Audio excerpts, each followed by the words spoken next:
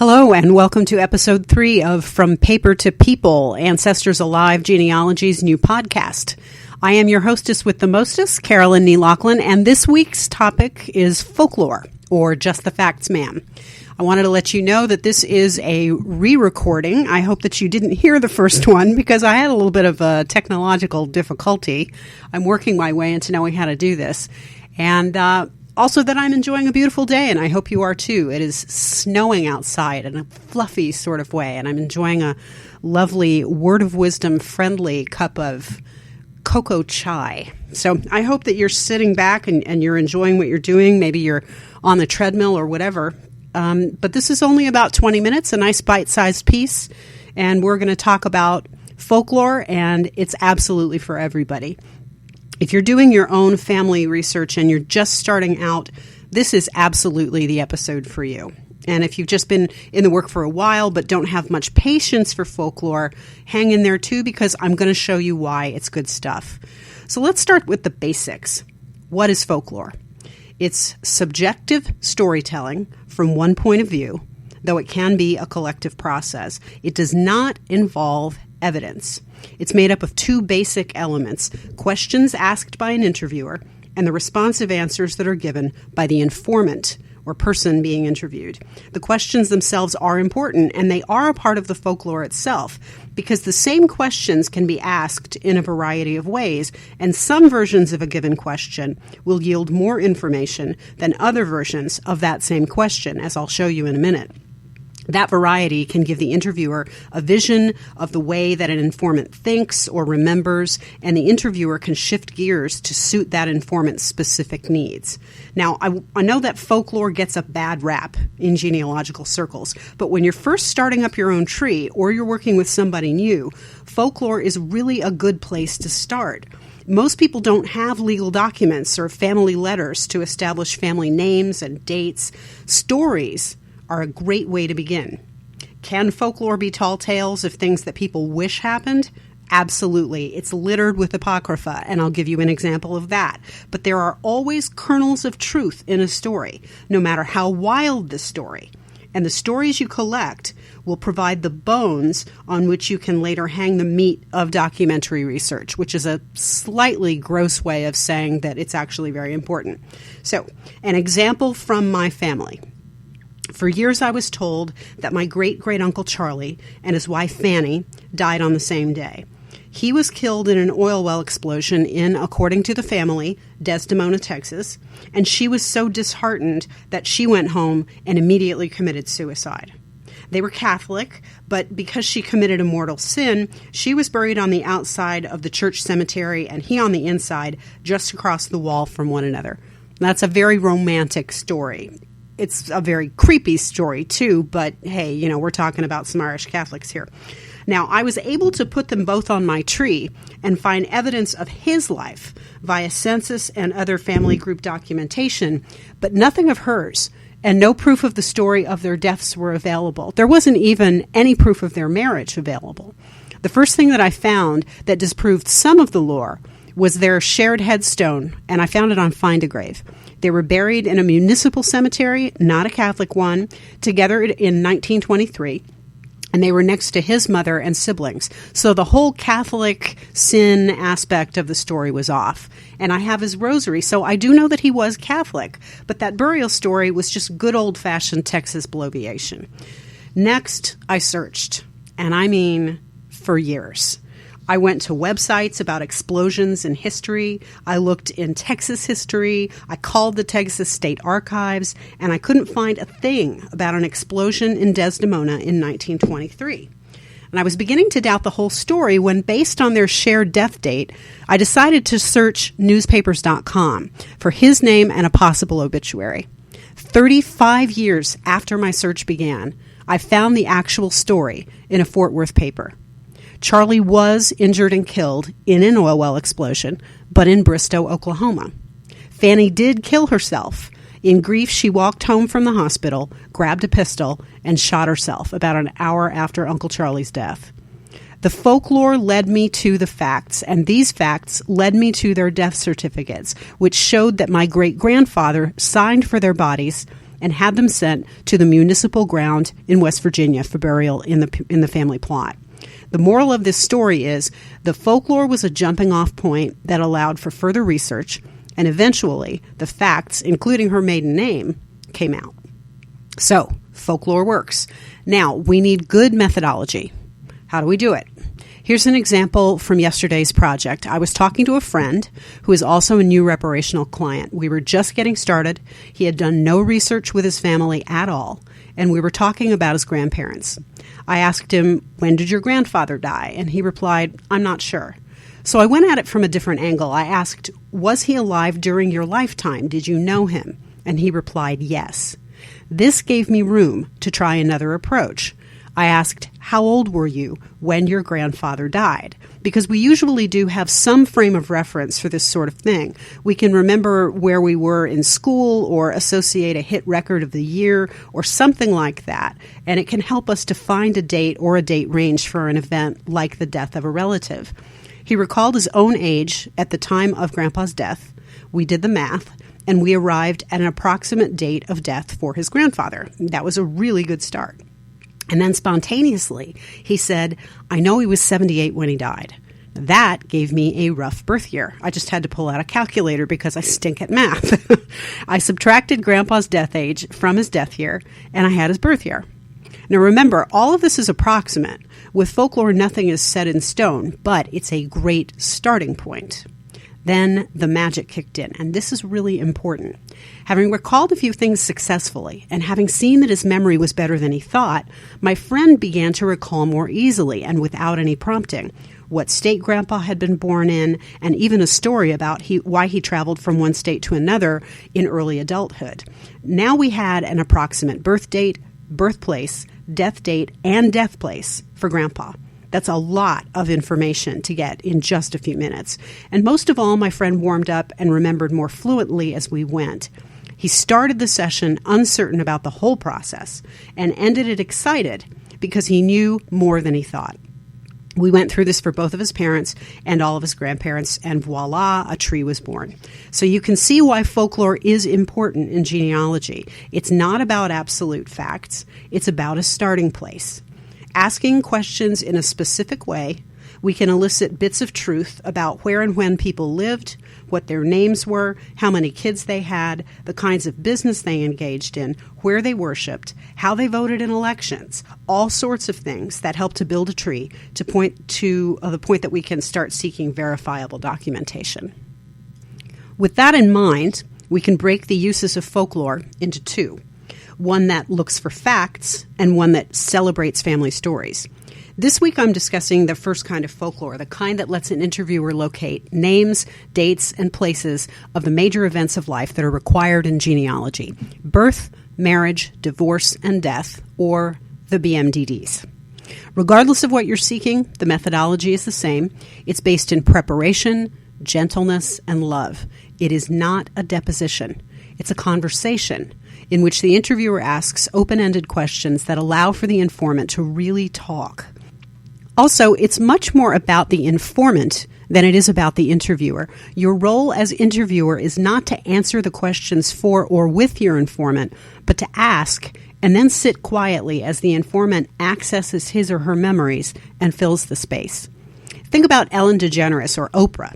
They're great interviewers because they ask a question and then sit back, creating a space for their informants to fill.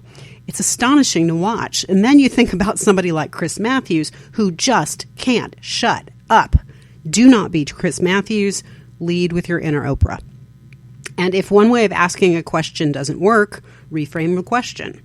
If you share memories of a person with your informant, use that knowledge to lovingly and gently prompt your informant.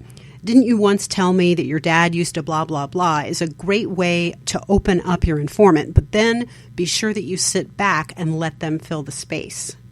Here are my 10 points of prep for successful folklore gathering. 1. Choose your informants by age. Interview the oldest folks in your life first. It sounds callous, but you want the oldest memories first before they are lost to you altogether. My uncle had the foresight to interview the most senior elders in our family on tape back in the 1970s, and I'm forever grateful for that because they're gone now, and I couldn't do that on my own. And by the way, we're going to discuss a few of the shocking revelations that came out of the interview with my great-grandmother, small town Texas in the 1930s. You'll see exactly what I mean. She was born in 1898, and it is some surprisingly scandalous stuff. Number 2, prepare your informant, because there's always an element of psychology involved in interviewing anybody. Tell your informant what you're doing. Hey, Mom, I'm building a family tree. Ask permission to interview her. Show respect for her time schedule. Set up a time and a place for the interview, whether it's by phone or Skype or Messenger video chat or Google Hang or in person, where and when your informant will be relaxed. If your informant sundowns or loses memory as the day turns to evening, schedule accordingly. Ask her to shut off the phone ringer.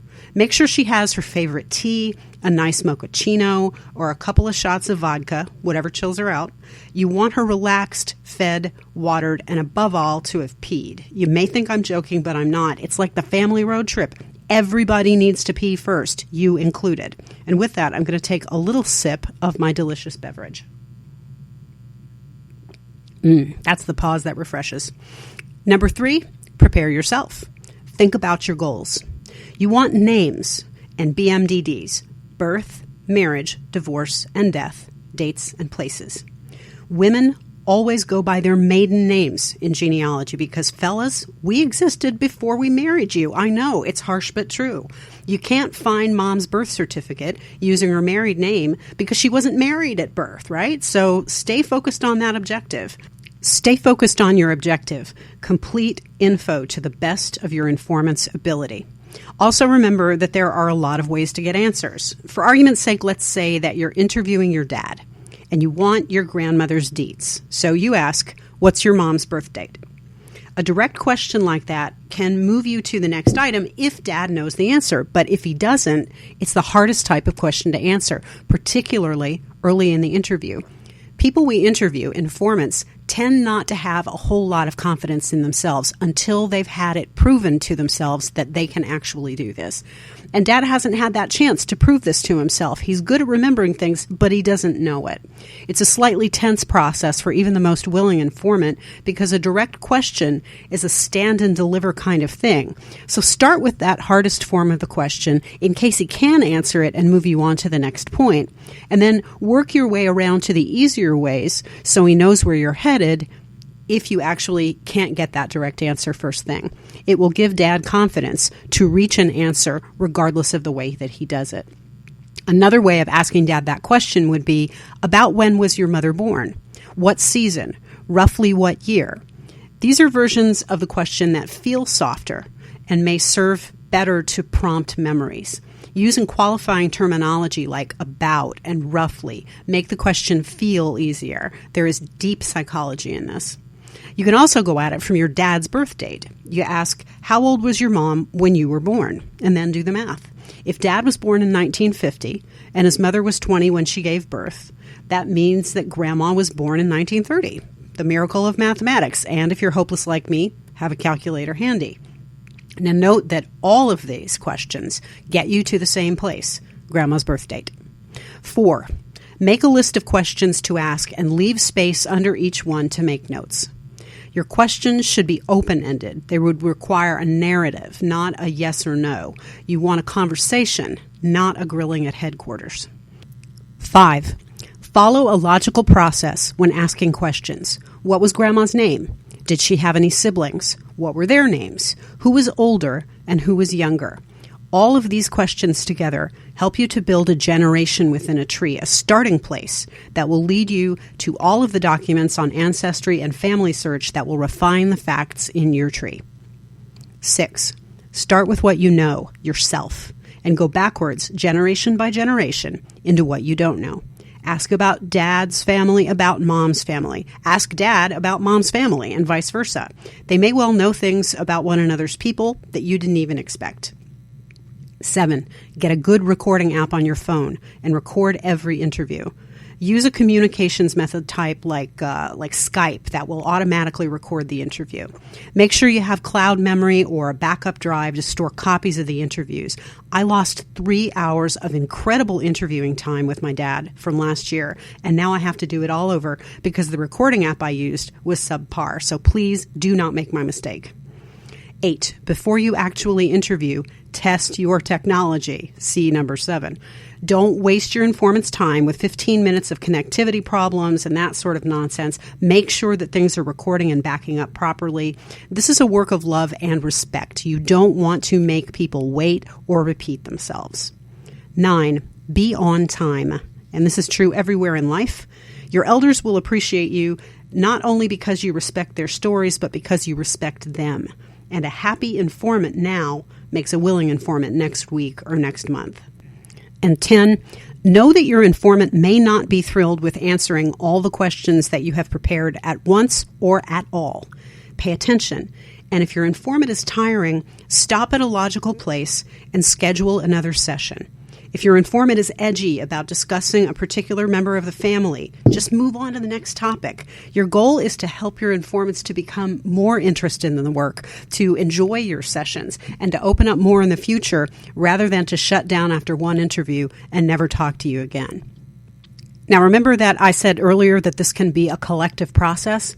Another way of gathering folklore is to get multiple elders into a room or on a call or in a recording session and to let them go. I don't recommend this as a first step, absolutely, because it can get kind of hectic. It's a little bit like herding cats. But by the same token, that is exactly what you're going for. So if you choose to do this, follow the same procedures I've outlined before and let everybody answer the questions while you guide people to stay on topic. You're going to have to be a mediator in a situation like this. And this can be a little bit of trouble if you're not, at least a little bit seasoned in what you're doing. In the classic Japanese film Rashomon, 3 different people recount their memory of a traumatic event that they witnessed together. Each has his own version of the event, but between all of the recounted versions, the truth of the incident comes out. Much like in Rashomon, putting family informants together not only gives a more complete view of what really happened and who folks really were, it allows participants to warm up to one another, to prompt one another, to tell more stories, and to have more fun doing it. Ultimately, I want you to celebrate your family in your work.